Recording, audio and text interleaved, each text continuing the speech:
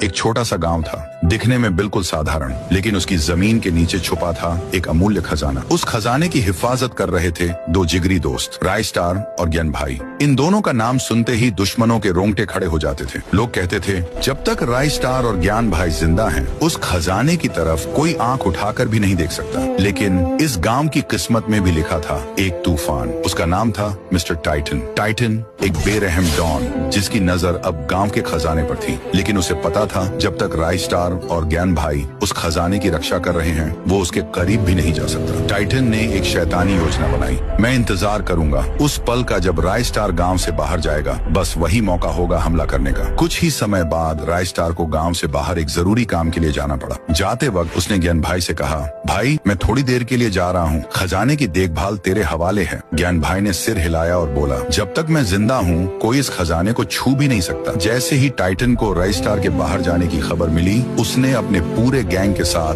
गांव पर धावा बोल दिया। रास्ते में जो आया, टाइटन ने उसे बेरहमी से मार गिराया। आखिरकार वो खजाने के सामने पहुंचा, लेकिन तभी ज्ञान भाई सामने आ गया। रुक जा टाइटन, मेरे रहते तू इस खजाने को हाथ नहीं लगा सकता। टाइटन गरजा, हट जा मेरे रास्ते से, वरना अंजाम बुरा होगा। ज्ञान भाई नहीं हटा। टाइटन ने अपनी बंदूक निकाली और गोली चला दी। ज्ञान भाई जमीन पर गिर पड़ा। टाइटन ने सारा खजाना उठवाया और अपनी गाड़ियों में भरवा लिया। कुछ ही देर बाद राय स्टार वापस गांव पहुंचा। चारों तरफ लाशें बिछी हुई थीं, जलते हुए घर, रोते हुए लोग, और तब उसकी नजर पड़ी ज्ञान भाई पर। ज्ञान भाई अंतिम सांसें ले रहा था। किसने किया ये सब? राय स्टार चीखा। ज्ञान भाई ने कांपते हुए हाथ से इशारा किया और बोला, वो टाइटन था। और ये कहते ही ज्ञान भाई ने आखिरी सांस ली। राय स्टार की आंखों में आंसू नहीं, आग थी। जिसने भी ये किया है, मैं यूज छोड़ूंगा नहीं।